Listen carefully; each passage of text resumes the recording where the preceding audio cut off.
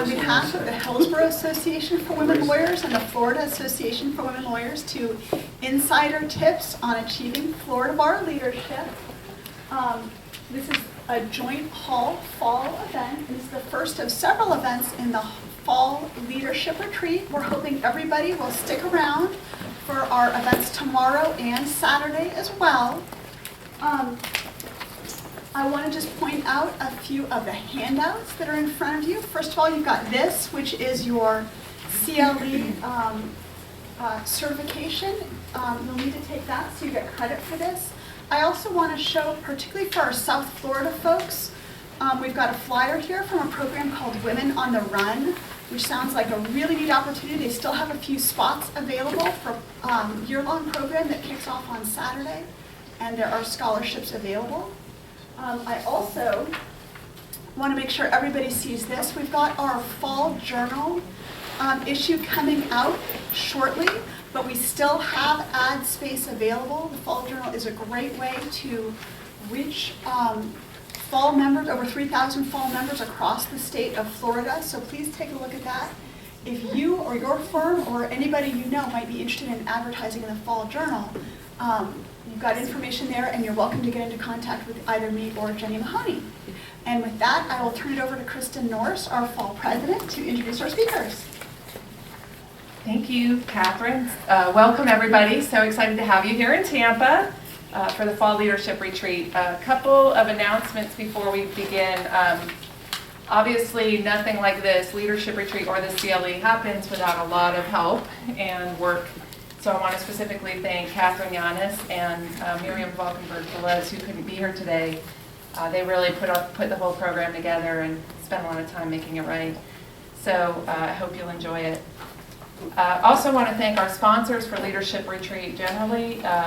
This is a big event that we put on. It's one of our signature events during the year. We couldn't do it without them.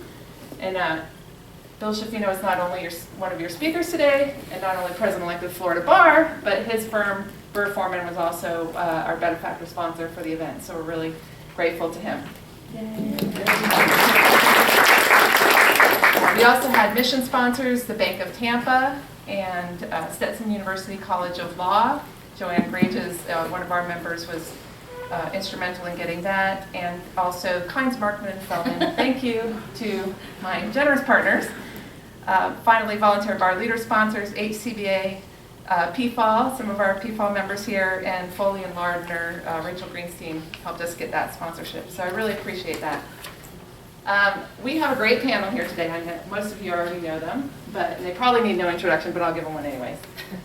Robin Bresky is an experienced and accomplished appellate attorney, and she also provides litigation support. She is the founding and managing member of her own firm, Bresky Appellate, and she works with clients and attorneys in Palm Beach, Broward, and Miami-Dade counties, and as well as throughout the state.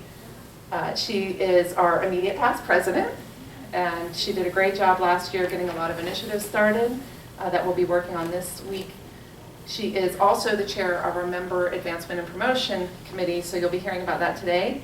And she's an officer with the National Conference of Women's Bar Associations. So welcome to Robin.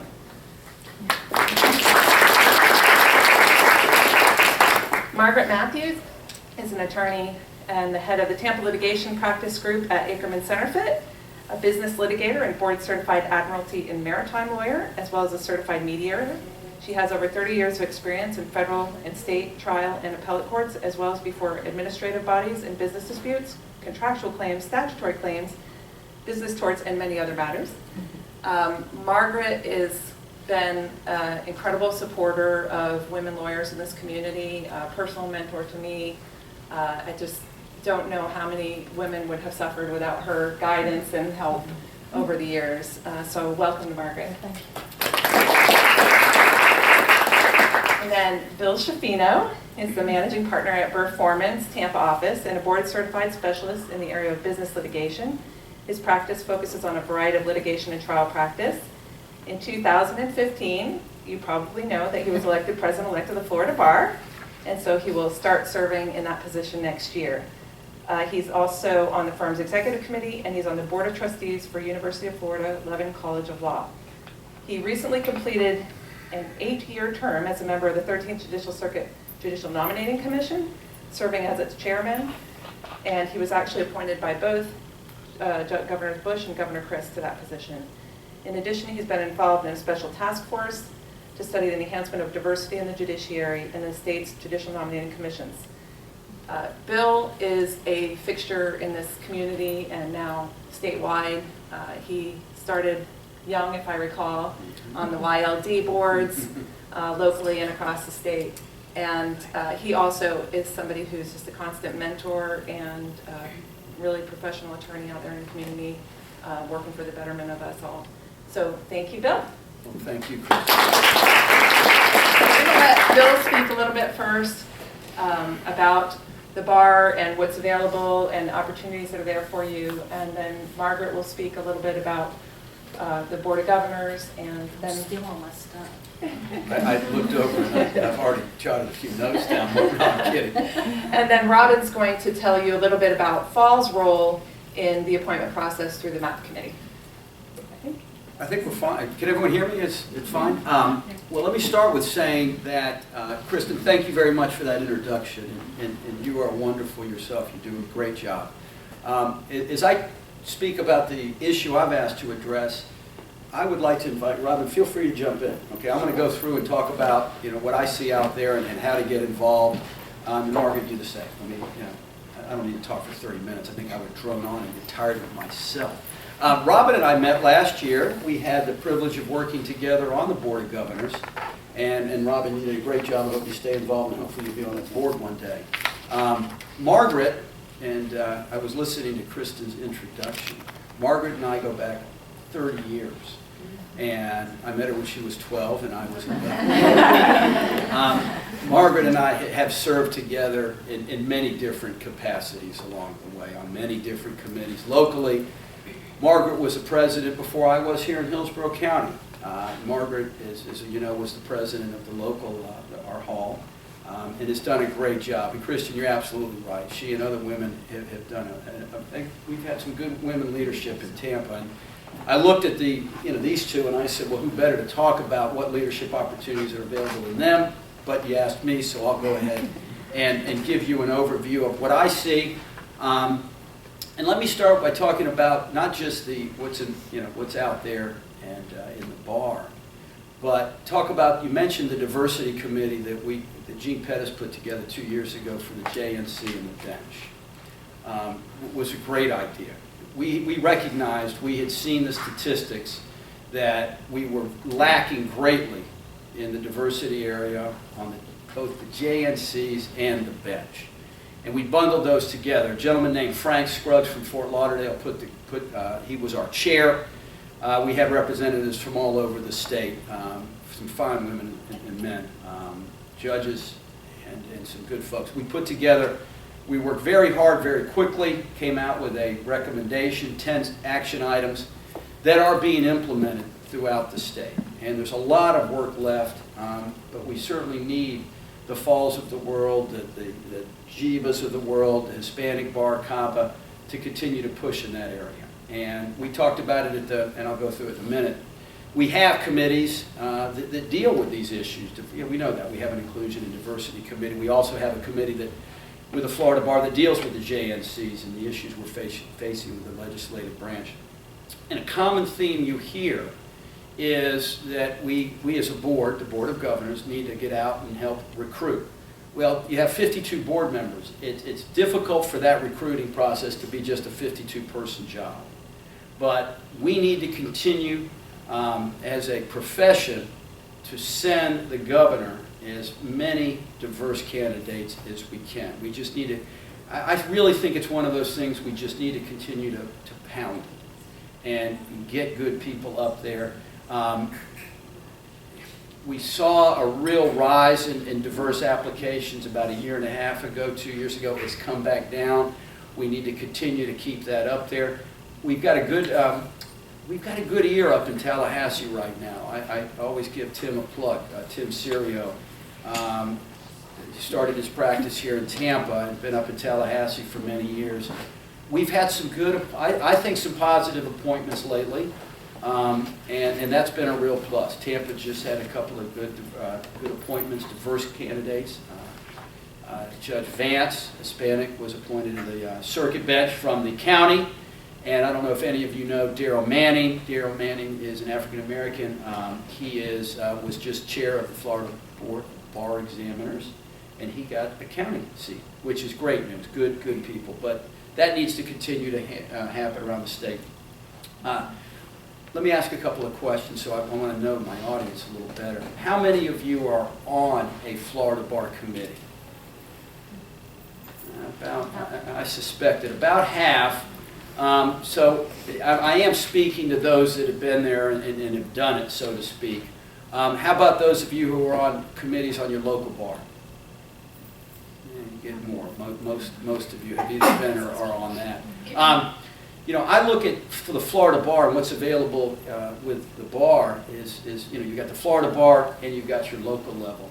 I could go on and on. Margaret and myself, and I suspect Robin and there's others in here, we made a career of getting involved at a young age, and it was not something that I sat out and said, okay, listen, this is how I'm going to build my practice. And really, it was a lady by the name of Marcia Rydberg, who I went to work for, that said, you're going to, here, get involved. It's the right thing to do. And that, I mean that it was the right thing to do professionally. It's the, this is what my mantra is. Don't do it because you think you need to do it to build a book of business. Do it because you're passionate about our profession. One thing I've learned as I've elevated up through these ranks is how desperately we need good people working hard for the profession. There are, and I could go on, and if we have some time, I'll talk to you about some of the issues that I'm hearing and I'm now grappling with, and I'm not talking about just Vision 2016 and the R word. I'm talking about legislative issues. I couldn't help it. It came out. I mentioned it. And there are some real dicey issues that we're dealing with now. And I don't think that's going to lessen as time goes by. I think these are issues that we'll continue to deal with as a profession, and judicial independence issues, funding issues, the access issue, the recognition that we have a whole segment of our population that is underserved. In this generation, I'm not pointing to my right, but this generation of leadership, there's not that many years left. I'm 55 now. She's much younger than me. But we need good leadership coming up, and that needs to be diversified around the state. I think it's been too centralized for too long a period. And I think there were too few that, my hat's off to them, that they ran with the ball. It was, they'll take care of it, whoever they was. But I think really it's too big a problem for a small group of women and men to try to tackle. I know next year one of my platforms is going to be to reach out to as many of our members throughout the state to enlist their support in the Constitutional Revision Commission, which is coming up during my term. Big issue. We'll get there in a minute. But that's not something that I'll handle myself. That's not something your Board of Governors can handle. It's much bigger than that. A little bit about the Florida Bar and how to get involved. And boy, there is a lot to get involved in. I didn't realize this. There are 72 separate committees on the Florida Bar. I will not spend the next 20 minutes reading you that list. Vicki Brand, who many of us know, there are bar service committees, certification committees, court rule committees, substantive law committees.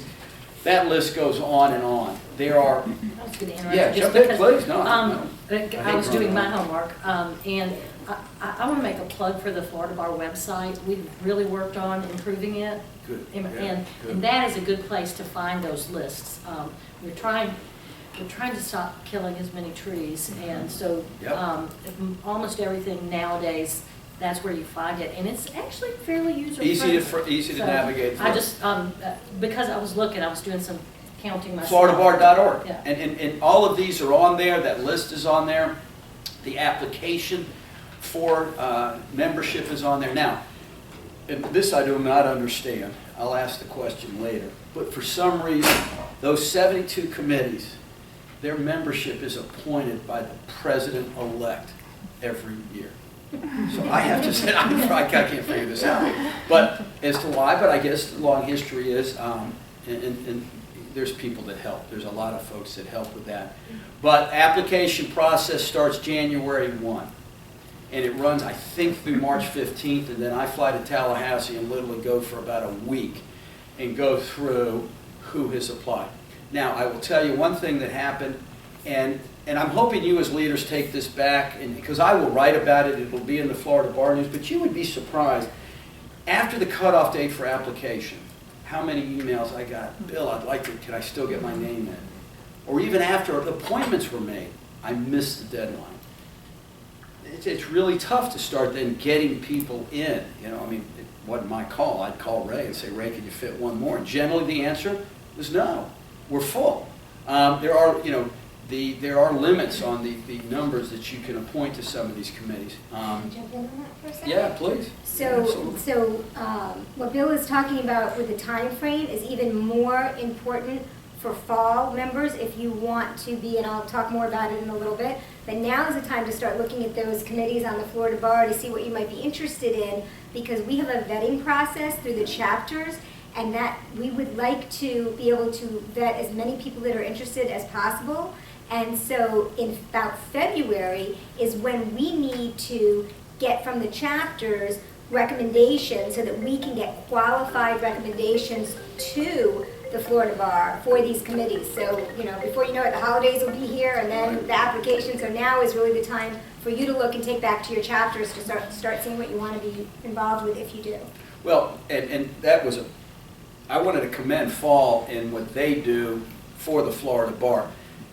They make it easy for us because you vet it. We've asked the other voluntary bars to please help us do that, because what we try to do, and Ray Aberdeen did a great job with this. He really spent a lot of time, and others have too, not just Ray, but I happen to have followed his process. And what I will do is try to make certain that our committees have a diverse makeup that's consistent with the Florida Bar membership. And we spend time going through that. Well, what better way to look for that to say, well, I don't know, I'm not going to know 80% of the names. What better way than to have Fall say, Bill, you know, here are the top, you know, here are the 20, I don't know how many you did, but here's the list. Here's who we really think have, you know, earned that right, will work very hard, will attend meetings. So that's part of the process, is there is a very conscientious process to make certain that the makeup of these committees and leadership on these committees is diverse. Now, these committees, the day when they, and Greg Coleman started this, and it may have happened before Greg, but that is, Greg was pruning. And because I asked him about it, he said, well, Bill, one thing that happens is that you get people that they stay on, but they never attend the meetings. They don't participate. Well, you know, it's nice to say I'm on, so we don't meet that many times, okay? There's the annual, you have a fall, you have a winter, you'll have calls, but it's you know, if you're going to get involved, and this is easy, you all learned this, I'm not speaking to the right group here because you are leaders, you're doers. If you get involved in these committees and work, we are looking for good leadership. Believe me when I tell you that at the end of the day, we want to appoint those that are willing to work hard. And the bonus is, if you know, is making certain that we've got some diversity. So Greg started eliminating folks, and I thought that was really smart. I'm going to do the same thing. And by the way, Vicki Brand, who works up at the bar, a wonderful lady, she keeps a scorecard, and she'll have, here's who comes, here who doesn't. What we do, let me talk about now, going through fall, that's great. But you can pass this on. President-elects are not adverse at all on getting letters from you saying, hey, Bill, I'm really interested in this committee. Here's why I'm interested in this committee. I take those emails and I forward them to Vicki Brand. Vicki Brand has them in a file, and then when I will go up and we will look at, here's Committee X, and then we will look at that. And okay, these 10 people took the time to write me. Here's their background. They've never had a chance to be on a committee. I'm big on giving people an opportunity that haven't had a chance to serve. You know, I don't want to tell that, but that's the truth. To those that have been on there for 20-some years and don't come, well, I'd love to replace them with someone who's going to be there and be energetic. So that's important. But Robin, you couldn't be any more correct. Get your name, get in. Let me see a couple of other points because I don't want to run too far over. Well, on the involvement, get involved locally. That's a great thing too, to give back to your local bar associations, but statewide, we're here for you. And really, I invite you to reach out to me and let me know. Now, I'm going to speak for just a couple of minutes. Kristen, or do you want me to wait to the end to talk about the CRC and a couple of those? Go ahead. Go ahead. Yeah. And I won't speak very long. I'm going to, and talk just for a couple of minutes about two things. And one you've heard, I suspect, a lot about, that's Vision 2016. Those are the issues that was the commission appointed by Gene Pettis. Gwen Young and Gene worked together to start that. Gene put it in place. A lot of that work that's been underway for a couple of years by the committee. And the committees, there were 4, made up of 68 lawyers, educators, judges, citizens from around the state, worked on those 4 distinct committees. First one started off as pro bono. That evolved into access to justice. That's the one that Justice Labarga has now really taken ownership of and is running with that with his commission. And I'm hoping you're all familiar with that. Great group of, again, men and women, not just lawyers, but we've gotten business individuals involved. The recognition is you can't just continue to throw billable pro bono hours. That's not fixing it. We're not getting where we need to be by just going out and saying one more pro bono case. So that's more of a societal issue that a lot of folks are taking a hard look at. Bar admissions. Now that's the one that's gotten a lot of attention. Boy, it has. That's good. I look at what is good is the engagement that we've seen on the bar level. Not the issue, but the engagement we've seen, because there's a lot of other issues we're going to need involvement from everybody on. The issue of reciprocity admission by motion, that's one of the issues that have come out of bar admissions. You're going to hear talk about whether or not there should be an exception made, a way to help the military spouses. That's a small piece of that, not nearly as energizing as the R word, but that's an issue that's coming out. The Katrina rule you're going to hear talk of. The reciprocity issue, and as Margaret will tell you, and Robin was there last year, as your Board of Governors, as we navigate through any of these issues, we ask there are 2 questions. It really is, number one, is what we're discussing in the best interest of the citizens of the state and the best interest of our membership? That's actually our charge from the Supreme Court when we were formed in 49. Don't quiz me. Margaret's looking it up. She'll tell me I'm right or wrong. But that's our mission. Now, we have a mission statement that is much more expansive, and we have a mission statement, we have action items. It's really quite interesting. But those 2 issues. So when we talk about any of these issues, we'll ask those questions. Is what's being discussed in this particular case, it was reciprocity, do we think it's going to help the citizens of the state, and do we think it's going to help our members? Anytime we have these issues, we're going to whether it be that, the CLE issues, anything, we're going to reach out to our membership and do what we did. How do you all feel about this? And we have. And believe me when I tell you, we've heard loud and clear. And that's a good thing, not a bad thing. I've traveled the state. President Abedin has done the same. Part of that is to have town halls, which has been very different. They just started that last year. But that's not your president or your president-elect getting up, lecturing you for 20 minutes and then saying, well, here's what we're doing, A, B, C, and D. Thank you very much. Good to see you. It's been really exciting, and that is you get down in the middle of the room and say, tell me what you think. Talk to me. Let's ask me questions. They do. And they do. And so we're navigating through that. That reciprocity issue, admission by motion, will be on our agenda in October. It is October 16th, and I suspect it will be dealt with on that day. Law school education, not getting a lot of press right now. It will. Law school deans are having a real problem. I could talk for an hour on that. I won't. Kristen would have a heart attack. They're having a real problem. I'm on the University of Florida board. That happens to be where I went to law school. But I've worked closely with all of the deans of all of our law schools in Florida. They're all having a problem. That problem is lack of applications. Applications are down in an alarming way. Now, you may say, well, Bill, hey, I'm a lawyer. Maybe that's not a bad thing that we have less lawyers. I hear you. Problem is that's not happening anytime soon because these law schools have to fill their seats.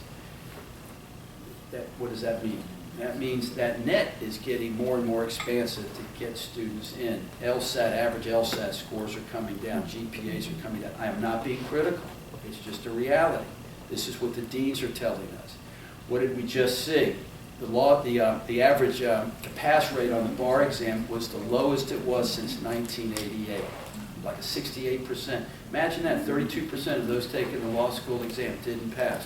Wow, what a bad day for that poor law student who had just maybe incurred about $150,000 in debt. So we're dealing with, okay, how can we, one, we don't control what the law schools will make their own decisions, but the law schools are telling us, hey, you all represent the employers. How can you help us, work with us on curriculum issues, things like that, and so we're working there. Technology, we're really working hard on that to see how can tech be used, implemented to help us, all of us, members. The last thing I want to just mention is CRC, Constitutional Revision Commission. Can you imagine how interesting it's been these last few weeks since the redistricting decision came out by the Supreme Court? Our representatives are not very happy with our Supreme Court, which now has brought out just some issues we're going to have to address. We've already got the bill, term limits. Now there is a proposal that, and I didn't know this until today, that bill initially was to limit to 2 terms trial court judges, state attorneys, public defenders, appellate, and Supreme Court. Now it's just, they've tailored it back. So there's a lot of issues. The Constitutional Revision Commission convenes January 1 of 2017, but it's already started. The process started. Every 20 years, this commission is impaneled constitutionally. 9 members are appointed by the Senate President, 9 by the Speaker of the House, 15 by the Governor, 3 by the Supreme Court, and 1 by the Attorney General. That commission, the last time it was convened was in Lawton Child's tenure, and it was a very, when you look back, you can look back, very well balanced commission. But just think it through a little bit, that it could be a bit challenging for the judicial branch this time around.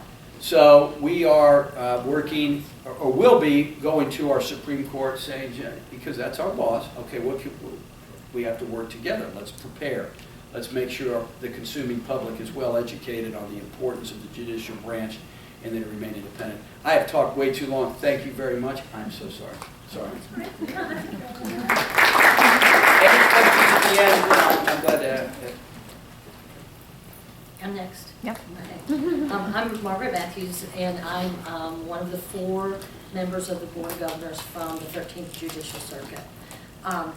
And I'm a little bit of a troublemaker, so I also had a big hearing this morning, so I didn't spend a whole lot of time, because I think I can do this without a lot of notes. But given the nature of the audience, I thought, I'll really go through and count. Okay, so there are 52, and we throw that number around all the time, and I checked today to make sure that does include, so there are members from all the different circuits. Some circuits have 1, we have 4, Miami-Dade has 7.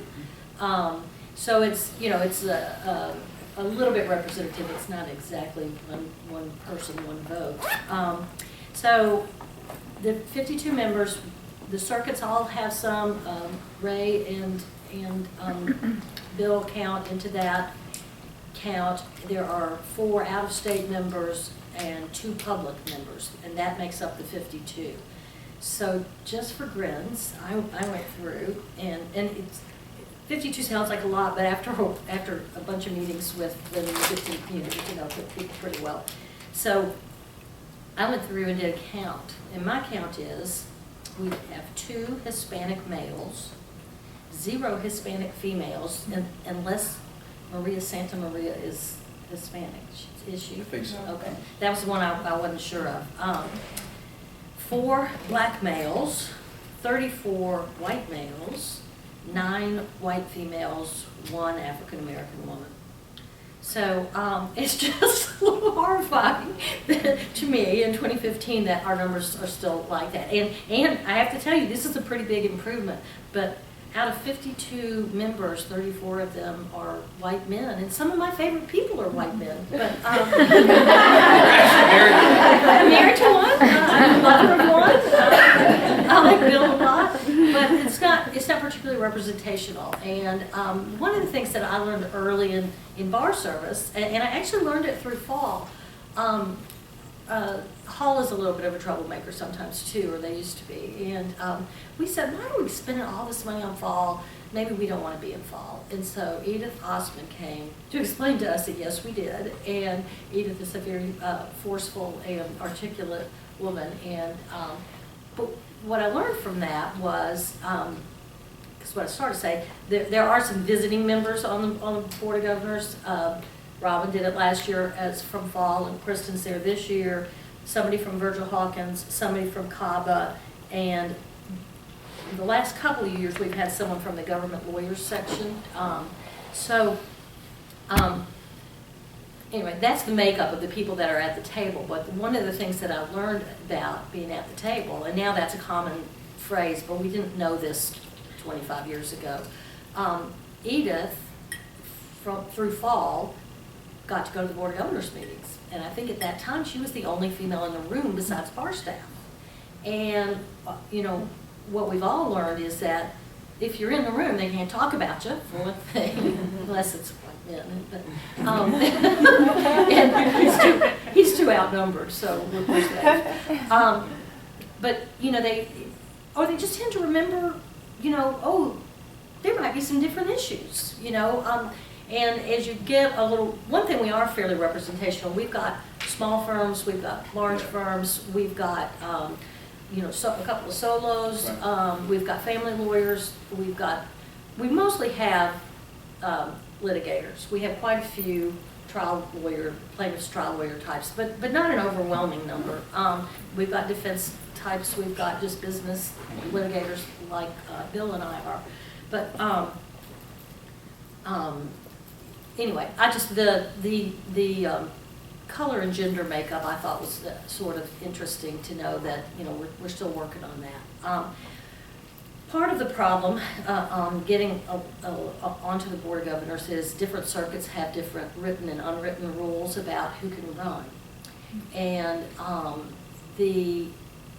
generally, in Hillsborough County, we have had a past president of the Hillsborough County Bar. But we have had exceptions to that, and we don't have a written rule. I don't believe we even have an unspoken rule. Sometimes there's kind of an unspoken rule about checking with people who would be ahead of you, you know, like someone was bar president before you were and you're thinking and they've never run. Some people think you should call them and check. You know, on the other hand, that might be why we have 34 white men on this 52-person commission or board. Service on the board is very interesting. It is a lot of work, and I don't know that anyone gets full disclosure about that up front because you probably wouldn't do it. You meet about 6 times a year, and the agenda is over 1,000 pages without fail, and that's sometimes not even including the grievance agenda, which is long, and you need to read them because you need to make sure a lot of things go onto a consent agenda. So if you haven't read the agenda, you know, and then there's a consent agenda and you haven't read it, then you're not doing your job. So I will say my iPad and I have gotten to be very good friends because if a lot of people still print this thing, and they have to bring like a banker's box that it's this much, and it's crazy. It really is. You can't do that anymore. With the iPad, you can download it, put it in one of those services like Goodreader, and then usually it's searchable, or at least the chapters are searchable, and it makes it much more doable, and you don't have to get surgery because one of your arms has gotten so long from carrying that bag. But, so it's a lot of work to get prepared 6 times a year, about 6 times a year for me. And the meetings themselves are actually kind of fun. It's a, you know, takes a certain kind of personality to want to be on something like the Board of Governors. So it tends to be outgoing people. Most of them tend to be kind. Most of them are hilarious. And they're not necessarily kind to each other. They're just kind to the world, because there are jokes, like just probably almost everyone has something that everybody laughs about when they start talking or something. It's very formal. People generally refer to each other as governor. So if I'll say, I would like to echo, now I would have to say President-elect Schifino. Oh, but yeah. last year I would have said I would like to echo or disagree with Governor Schifino's comments, and here's why. And that's sort of funny. They call the roll, you know, Governor so-and-so, Governor so-and-so. The first time you go, you're kind of like, this is really weird. And when I first got elected or first found that out, my husband went to work and he said, you know, I slept with the new governor last night. And it happened to be about the time that Mr. Scott also started his people were like, you what? So then they all went home and told that to their spouses for instance, you know, how many more people they could trick. What the bar board does is they make all the policy decisions for the Florida bar. And a lot of these things are policy that we talk about, like the R word is policy. I just want to give you a little bit of an idea about sort of how some of those decisions get made and just the magnitude of it. On the website, it says that our mission is to inculcate its members in the principles of duty and service to the public, to improve the administration of justice, and to advance the science of jurisprudence. I thought that was kind of lofty. And when I went to the University of Florida, the first semester they made you take this class called jurisprudence, and you hadn't even figured out yet, or at least I hadn't figured out yet, that all the cases were appellate cases. I was going like, where's Perry Mason? And where's the jury? Why do they, you know, so anyway, so now we're advancing the science of jurisprudence.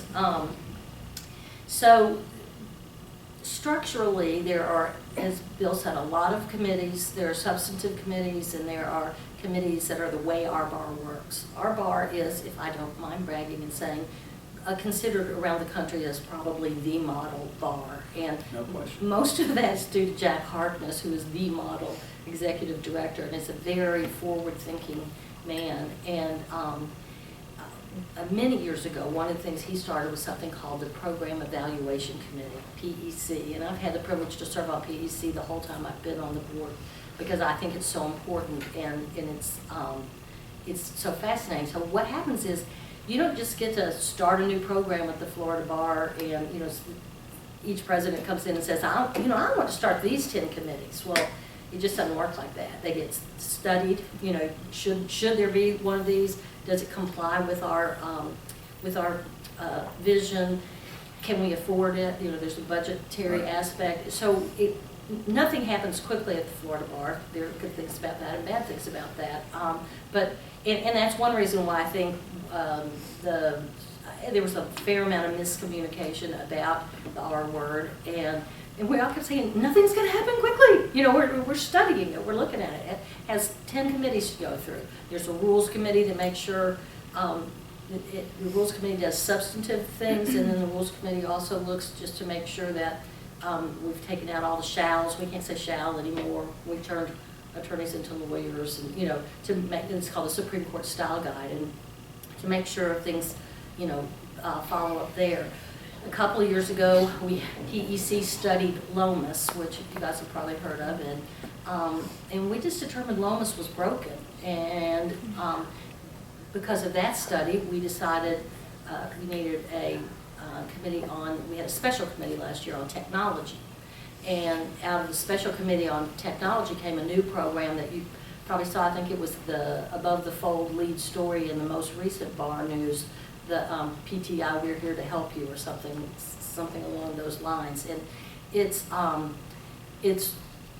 really good, and it's particularly good for small and solos, because it's got a lot of information about technology and accounting, and how do you get a bank account, and what do you have to do about a trust account. And so many of those are frequently asked questions that the bar staff and the previous committees and the current committee have gathered a lot of that information and put it right in that spot in a very user-friendly form. I just want to interject on PRI, and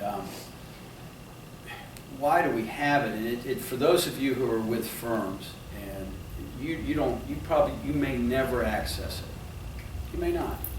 But what we found, not what we found, we've known it, 70% of our membership are in firms of 5 lawyers and under. I think it's 50-something% are sole practice, some very significant are sole practitioners.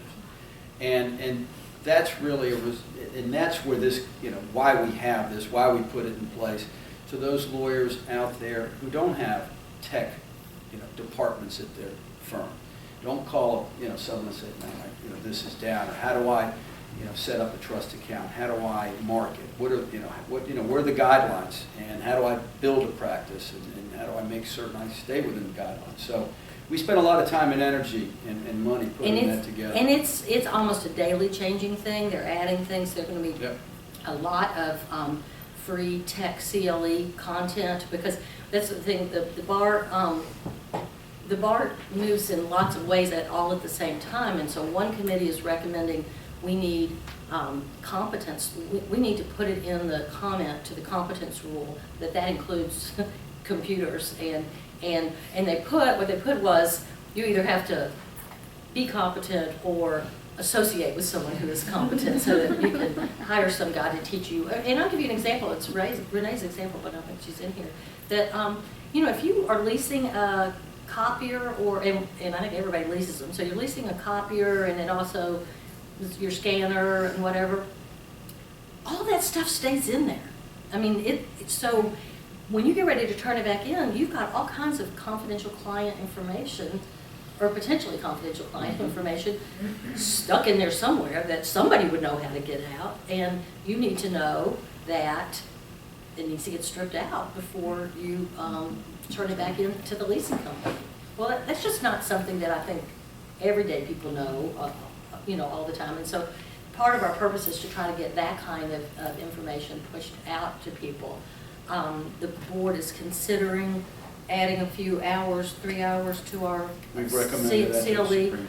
Yeah, and the Supreme Court makes the decision, but the idea is that those 3 hours should probably be technical, because you probably all know now you're required to strip your own documents before you file them. It used to be that the clerk looked at them to make sure that the metadata was out. Now you're supposed to do that yourself, and it's just complicated every day. I mean, I am, by the way, I saw y'all look at each other. I am older than he is. But when I started, we had typewriters. We had I can't think what you call that paper that went in between. Carbon copy. Yeah, that's why we're also writing CC, and nobody has CC'd in a long time. And so if you look over my 33-year career, I've gone from, if you were lucky, you got the secretary who had the IBM typewriter, because it was a lot easier to fix stuff on that. And if you weren't lucky, you got a secretary that had one of these kind of typewriters. And faxes, at one point, I left a big firm and started a litigation boutique, and we had a firm meeting on whether we needed a fax machine or not. This was in the late 80s, mid 80s. And we're like, well, let's count how many faxes we get, And we're like, well, we got 7, this week. We had a telefax machine. I bet there's nobody in this room who knows what that is. We had a telefax machine, but they weren't sure if we needed a fax machine.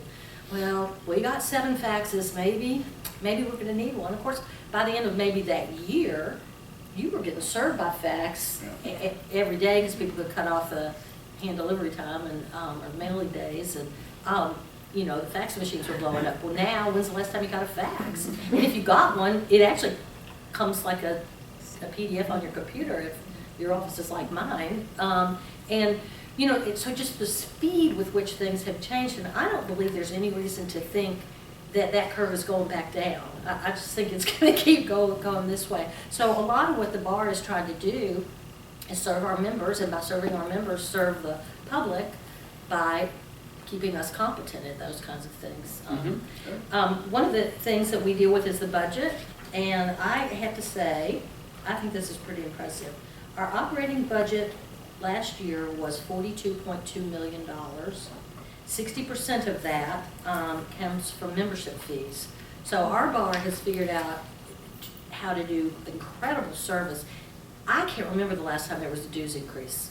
And as I said, I've been 13 years ago. Okay, I mean, it was a long time ago, and it wasn't. It's never much. It's like $25 or something when it went up. It's still $285, something like that. I mean, if any of you belong to the ABA, it costs $550 to belong to the ABA, and you get a lot more stuff from the Florida bar. So I found that's kind of an interesting thing that the Board of Governors deals with.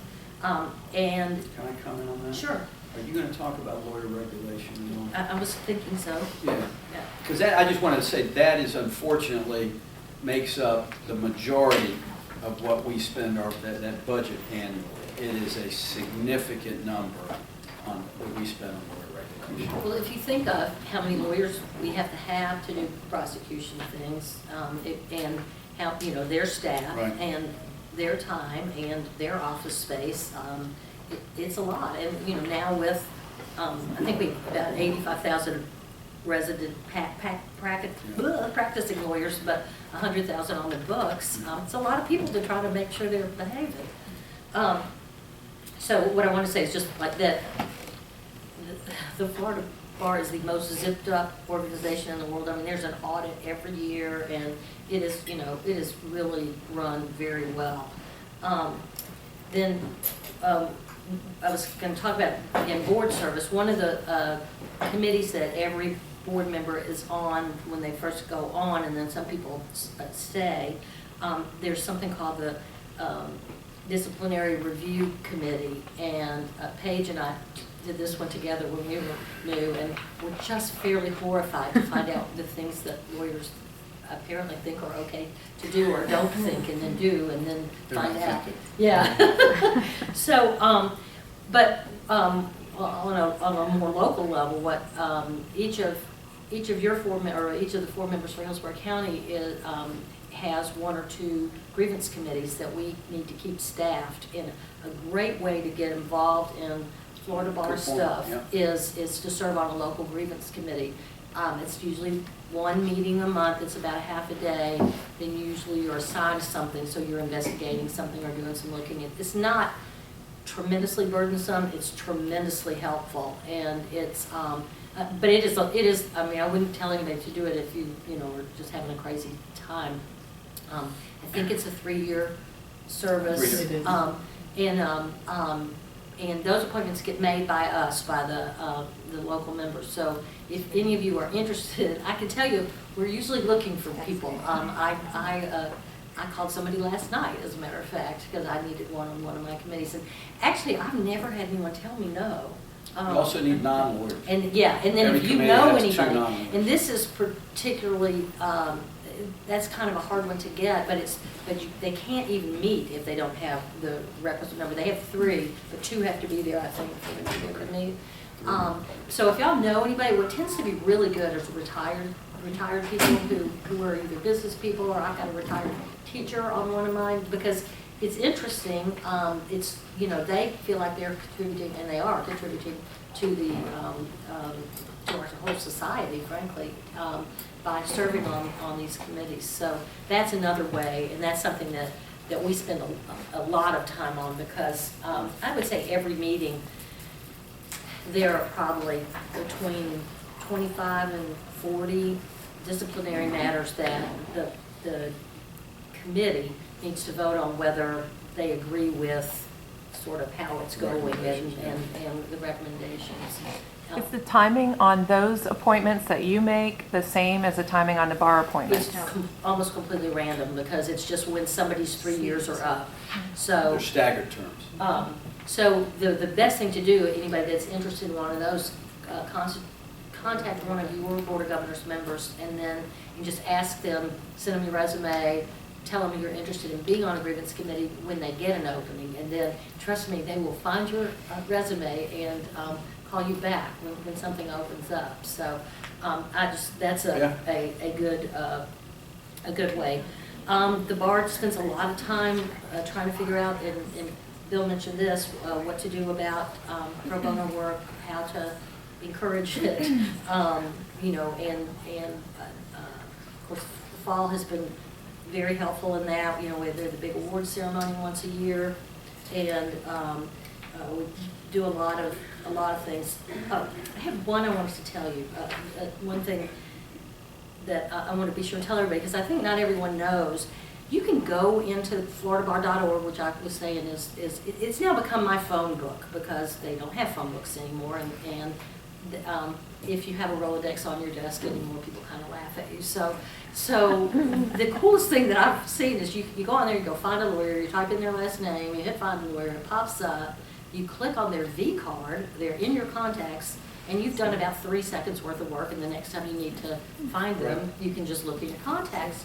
But what not everybody knows and not everyone is taking advantage of, and I really encourage you to do this from a marketing perspective, from a getting known perspective, you can upload a picture so that when someone clicks on Find a Lawyer and looks up your name, like dial in Catherine Yanis, a picture of her can come up.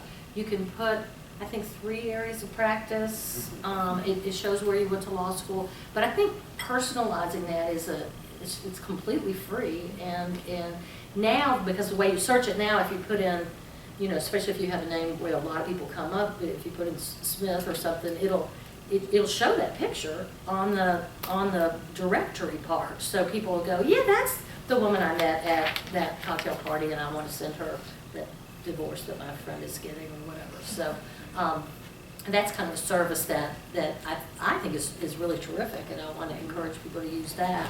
And then I want to echo, I don't know how I'm doing on time at all. I'm time to wrap up, right? Okay.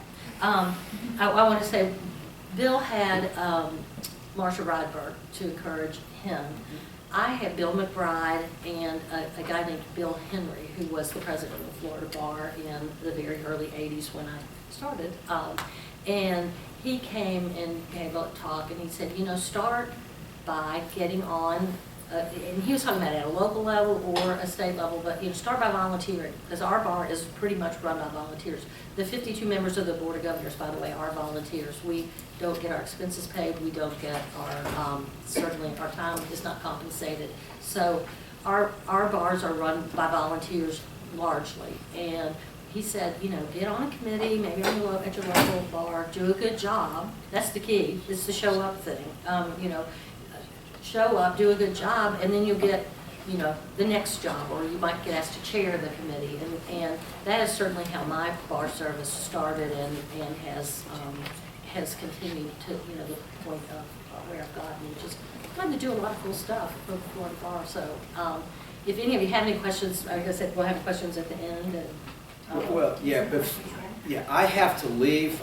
This is not just a last minute thing. I'm flying to Fort Lauderdale today. I'm speaking at the Weston Fort Lauderdale Bar Association luncheon tomorrow, and I've got a dinner with some folks tonight. And before I leave, does anyone have any questions of me? Anything? Now's your shot. You don't have to. I mean, that's... If we have suggestions, where would we send them? Suggestions, you could send them to me.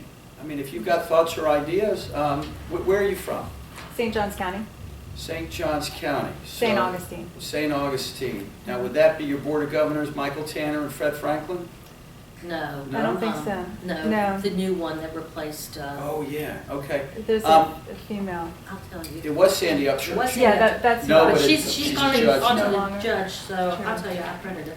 I would suggest you send any recommendations to your Board of Governors in your circuit, and you please copy me. And I'm in the, on the website. I have a question. Yes. last year, because I didn't get to do that, I was going to do this at the end, but since you have to Yeah. go, last year, Ray appointed almost 50%, 49% of qualified women to the Florida Bar Standing Committees. Will you endeavor to help us even beat that record if at all possible? I have no idea if I'll get that record. Here's my commitment. My commitment and my track record shows that I've always, inclusiveness and diversity has been a big part of what I do. I'm not going to look at, I can tell you, I'm not going to say it's got to be 49.9. I want to beat Ray by a point, but I'm a very competitive guy, so I want to beat Ray in most everything. Ray, I'm sorry, pal, you're out there. And certainly, he did a great job with that. Good job. He did. I have a question for you, Bill. Yeah. What do you see being the most competitive committees to get on, or the ones that seem to be the most prestigious as far as Florida bar appointments? Court rules is boy. There's just a lot of people that want on any of the court rules committees. I mentioned the Judicial Constitutional Committee. That's another real big one that people want to get on, and they're dealing with some interesting issues. But find what you like to do. Look, many of them are substantive. They're going to be unique to beneficial to your practice. I know people that want to get on small claims. They work in that arena. That's good. You've got all kind of animal rights. I mean, there's really, you cover the waterfront. There are kind of two things too. There are the committees, and then there are sections. So a lot of times, what you might be interested in doing is you don't have to get appointed to a section. You just join it. There's 20. I meant to say that. There's 22 sections. You just join, and they're also on the website. And there's some, whatever you practice in, there is probably going to be a section that is applicable, and join it. There's some really good stuff that comes out of it. I've gone and visited a lot of their, even if I'm not in it, I've been traveling the state. I go to their meetings, and really good stuff comes out of those. Yep. On the flip side, are there some committees that you suggest for someone as like a first-time person looking to get on a committee, or committees where you have a particular need for more volunteers? Here's what I would do with that. The answer is no, I don't have a specific one. You have 3 options. We try to give you your first, second, and third. Now, if you're willing to serve on anyone, I would just write that in and say, hey, listen, I get it. And my first 3 choices may be the 3 most difficult to get in. But I'm prepared to do what's necessary to get involved in leadership, so that's the best way to handle that. I have one other question. Yeah, too. sure. Are the board certification committees open only to those who are board certified, or those who aspire to be board certified? You have to be board certified. You do? Okay. Uh-huh. Yeah, Vicki Brand made sure I told you that if asked, so. Yes. Anything else? Well, thank you for having me today, and really, Kristen, thanks for including me, and Catherine, you too. Okay, thank you very much. Great serving with you, pal. We got it. Okay, yeah, we're doing all right. Got a lot of work to do. We're going to be in October. I take it this means you're missing our 5 o'clock meeting, because we have a 5 o'clock. Vote yes for paying off the building. I'm sorry I can't stay for it, Rob. We'll see you later, okay? Yes, okay. Thank you, everybody.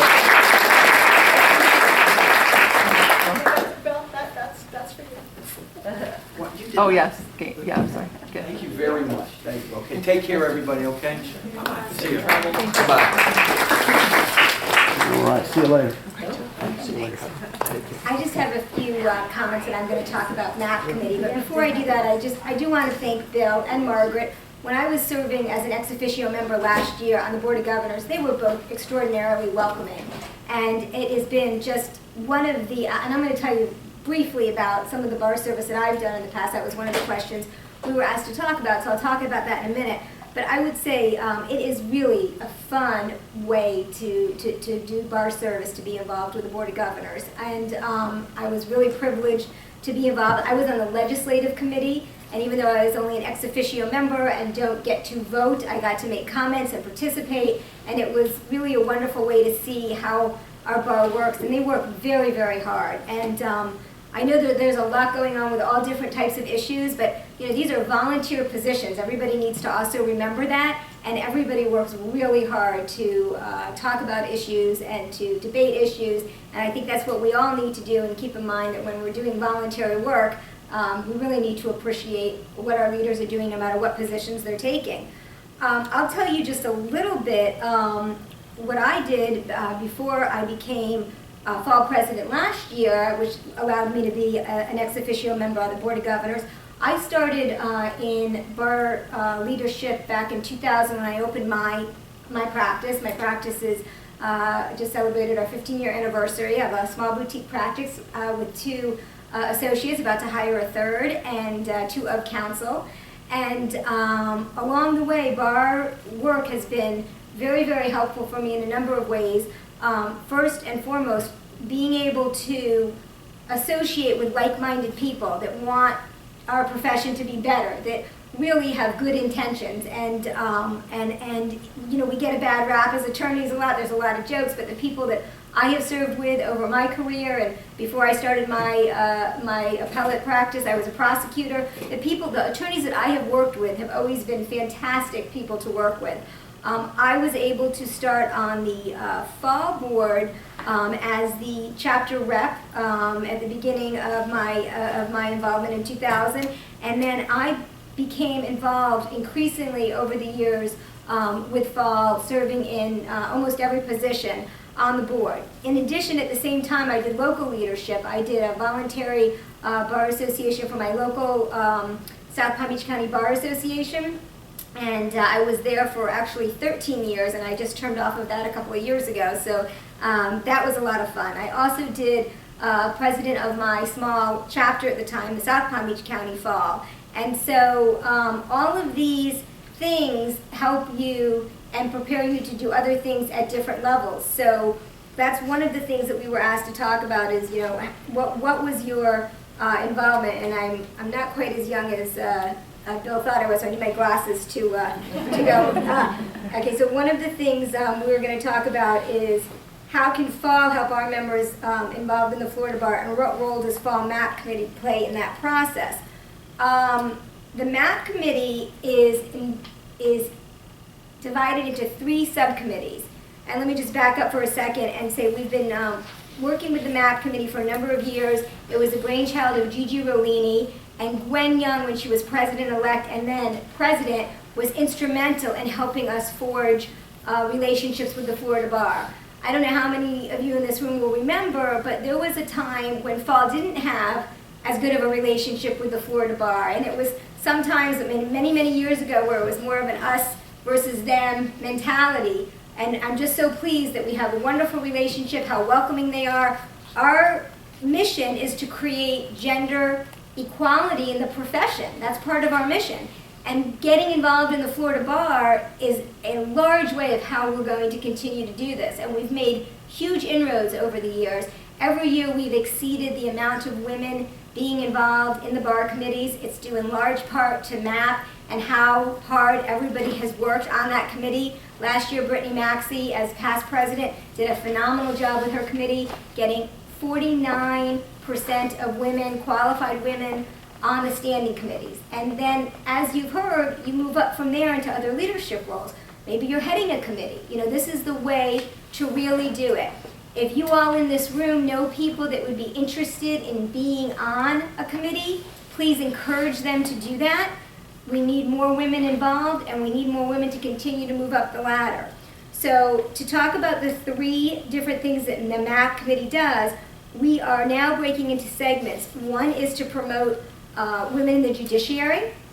The other is to promote women in the profession and moving up within the law firms. And of course, today we're primarily discussing how to get women involved in the Florida Bar. And that is been a big successful part of what we've been doing.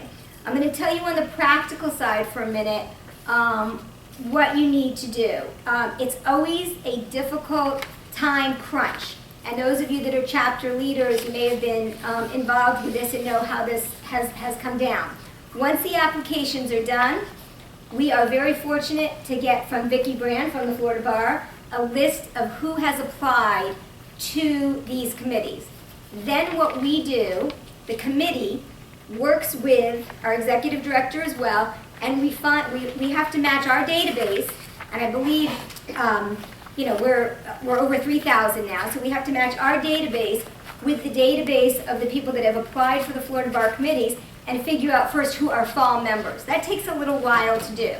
And I'll back up a little bit and tell you from a practical standpoint, please make sure your members know, please make sure your information is up to date, please make sure they're registered, their dues are paid, because it's a database issue, and we need to know who is in there in order to be able to then vet them and to hopefully recommend them and to hopefully get them onto the committees. So it really starts with that practical issue. Now you should start saying, hey, check and make sure all of your information is up to date in the database, make sure your chapters know to check that it's up to date in the database. So then what we do when we go ahead and have that list, it takes us probably about 5 to 6 days to figure that out. We then go to the chapters and we say, these are the people from your chapter who have applied to leadership in the Florida Bar and who applied to these standing committees. Please let us know, vet them, because, we don't all know at the state level, everybody in the different chapters. We need the chapter's help in knowing who has been involved in your chapter, who has done a good job. And what we want to do is only recommend, we want women, but we want qualified women. We want women that are going to do a good job, because if we start putting people in there that aren't going to do a good job, our list is not going to be worthwhile. So what we need to then do is have the chapters vet that and tell us, hey, this is somebody that has served in a leadership role, or maybe this is somebody that's worked really hard on a committee. This is somebody who we think will do a good job for the Florida Bar. Now that turnaround time can be really tight, because by the time we get the list and we figure it out and we ask the chapters, I know last year it was just a couple of days, and then the chapters were, can we get an extension? But we can't, because we have to get our recommendation in. We have to get our letter in. So what you might want to start doing, and I know it's hard because everybody's deadline driven, you might want to start letting your members know that if they're interested, to let your board know in your local chapter, so that you could vet those people ahead of time, so that there's less work for the chapters to do in that very narrow window of time. Because we are looking for information about the people that have applied. I know Ray told me personally that he really concentrated on our list last year, and it was wonderful.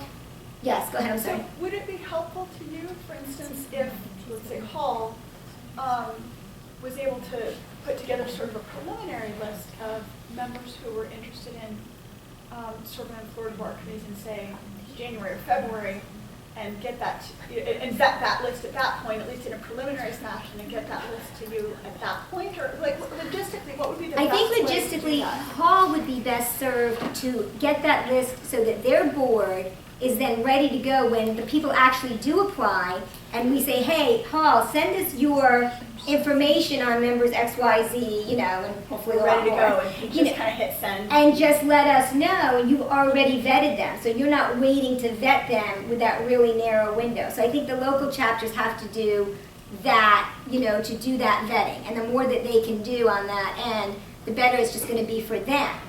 And we want to make sure we don't miss anybody. So, of course, you can give us the list and let us know. The one other thing you can do is say, hey, we think so-and-so would be really good. Your local leadership should let them know. But then we have a whole committee. Let us know, and maybe we would need to encourage people to do this. Now, this is on the MAP committee I'm talking about, but I'm also talking about Judicial Nomination Commission, running for the judiciary. So anything that you want a member of the MAP committee to do, and the executive board of FAL I'm sure will help as well, to encourage women to step up to these positions. We can do those in advance as well.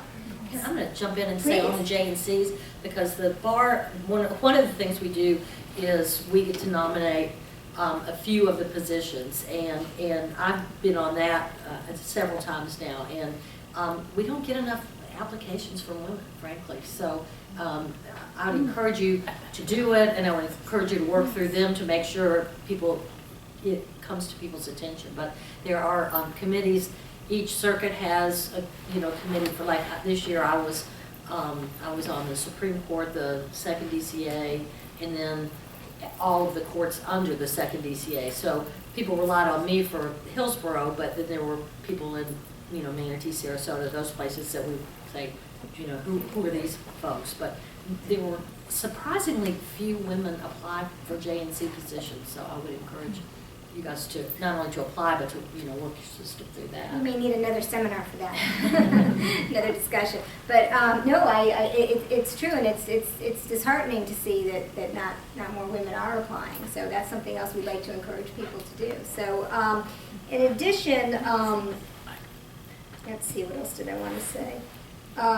So talking about what Bill was saying and Margaret was saying, thank you, regarding sections. You can get involved in sections. I was involved in the appellate practice section. I just turned off 6 years on the appellate court rules committee. Now I'm on the family law rules committee. What I would really like to see is a lot of crossover leadership with Fall and the Florida Bar. And we're starting to see it more and more. And then what we can do as an organization for Fall is bring back a lot of the great things that the Board of Governors are doing and the Florida Bar is doing, and bring that back to our own organization and be able to even further our own organization. We only have 3,000 plus members. We should have a lot more members in our own organization. And if we can get people that are involved in the Florida Bar also involved in Fall, then that's very helpful as well. And that, I think that going, doing that is what's going to really help Fall as well. So I think that's really all I had to say on MAP. Does anybody have any questions? I'd like to go back to the JNC issue and whether MAP can really, I don't know if MAP can help with that so much. I know the Board of Governors has been very helpful in my circuit, in the 15th circuit, but our experience has been that the governor has bounced a lot of us. I got bounced twice. I was on a slate that the governor rejected entirely. The whole slate. That's so fun when he does that. And so it's a little disheartening. Yeah, it is, and I think that's part of the reason we saw a downturn in applications this year. But if you don't put them in, we can't get you on the list, and at some point, he might have to stop. I mean, he bounced some weird lists this year. It wasn't. I don't think it was female driven. I do think it might have been politically driven. And he has to bounce the whole. To get a new list, he has to bounce the whole list. He can't. But why he couldn't find one person on those lists is beyond me. But we made hundreds of phone calls asking people to put their names in, and the application process is a little daunting, but it's we're going to get more diverse judges if we have more diverse JNCs. Yep. So, and we need diversity on both. Right, we do. We do, absolutely. I was just wondering, I guess it's more of a question for Margaret, is the Board of Governors going to open a conversation with the governor about not the bar selected members up for appointment, but his selection? So for instance, in our JNC, we just had 2 people whose terms were up, and they were reappointed without any opening of the application process. So we had people that would have loved to have applied or known that they had missed some window that was never in fact open. And so, for instance, we have 1 woman on our JNC. Right. I will check on whether they try with that. I know that Tim Serio, who is the current general counsel, I know he has a lot of one-on-one conversations with different people from the bar. I don't know that we have any formal say in quite frankly, I'm concerned if we had a formal say, that might put an X on those heads or something. So it may be that the more informal works better, because he does like to send back, and we had a bunch of lists sent back, and so, which is really discouraging because you work so hard to get the best list, and it's a lot of work. I mean, it's, you've got charts and applications and a lot of reading, and then you didn't like it. So. And the Florida Bar does also take recommendations from Fall for the positions for JNC as well, and that'll be coming down, I think, in March is when we need to do that. It changes because some years we have 2 and some years we have 1. Okay. So we'll have to figure that out. But the JNC recommendations also, we're going to try and do that as a little bit of a more formal process and get a jump of that on that under MAP committee this year, so that we can then make those recommendations to the Florida Bar, to their committee, before they then bring it to the full board meeting, so that hopefully we can also talk on behalf of fall candidates. I think I remember doing one of those meetings on a drive for Easter, so I think you're right, it's spring. It's springtime. Excuse me, Robin. May I just say something on that JNC topic? In February, I attended a meeting of the Federalist Society, and it was suggested to me by several judges because I've applied for a judicial appointment in the past.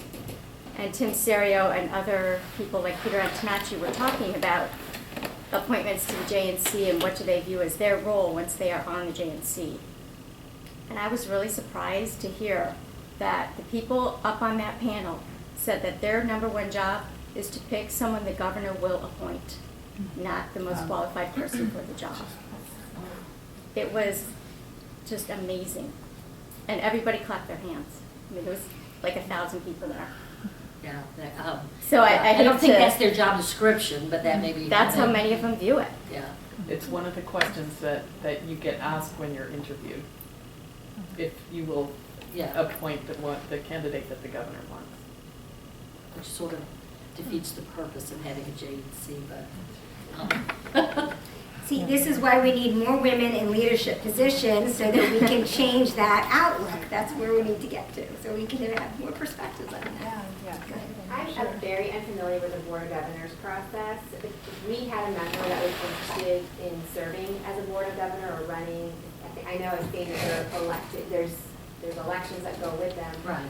You touched a little bit upon it, Margaret, but what are there basic requirements for Board of Governor? And is that something that's statewide, or are you saying that perhaps it's a circuit? Well, in some circuits, like Orlando has a fairly strict policy, and they have term limits, and you have to have been the president of the Orange County Bar to, and kind of, it's very hierarchical. For the most part, you nominate yourself, you have to get 5 people to sign your nomination form, and I believe that is, so if you go on the website and click on Board of Governors, you can go to your it does it by circuit, and you can see when their term is up. And then what you can do is, find somebody to run it.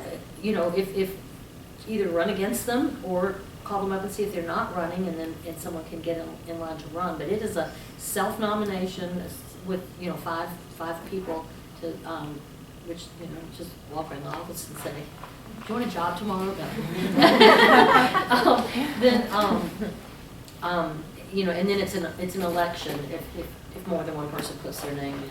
Can I ask you a question, Pamela, about that? So you say, for example, some bar associations say this is what you have to do, but the Board of Governors. No, does that's not official. It's not official, it's just sort of because the leadership of the local bar association is saying this is how we do it.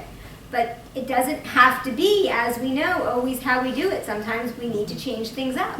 And so if somebody wants to run and they're qualified and they have leadership, ability, then, why can't we say, the fall chapter, we've been president of, our local fall chapter, now we'd like to be on the Board of Governors, so I don't see any reason why you can't put your hat in the ring if you're a qualified individual. I don't think that's the case. I'm in the Sixth Circuit. I don't think that's the case in the Sixth Circuit, that if there's any affiliation with our presidency and Board of Governors. I hadn't heard that before. Okay, there may not be. I know, like I said, Orange County doesn't, remind me, 6 is.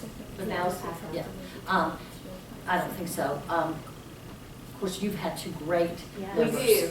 We do, yeah, and- they're fantastic. but Very but- supportive too. But, and I think Andy is threatening not to run again. So we were all kind of begging him to run again. You should talk to him right now, though, to see if Yeah. he, Yeah, tell but him he's to let not. you know if he's not gonna run. Yeah, Yeah, I know, if- just look at I think his term is up this year, so he'll serve this bar year.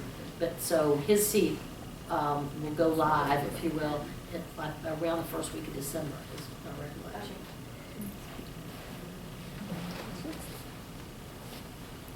All right, any other questions from the audience? Yeah, we did, well, You did great. 49. I know, We you have guys another are question, awesome. we have another question. Oh, another Just question. wanted, if you could recap for us the best way to get involved with our grievance committee on the local level? Okay. Is that to contact our Board of Governors correct. or the circuit and send our resume? Yeah, Okay. and tell them, Margaret Matthews told me to. Oh, I seriously, because sometimes it's kind of hard to find, you just kind of don't know. I've And- sent a couple emails to different people and they Yeah. all say, no, I'm not the person. Okay, So- it's your Board of Governors member. They're, in that capacity, they're called designated reviewers. Yes. And that's, their grievance committee is the one they would appoint you to. And that's really fun service. Yeah, it's really It's interesting. amazing. And it's really necessary, so, and, you know, we would like to see more diversity of all kinds on that, too. Well, thank you so much to our speakers.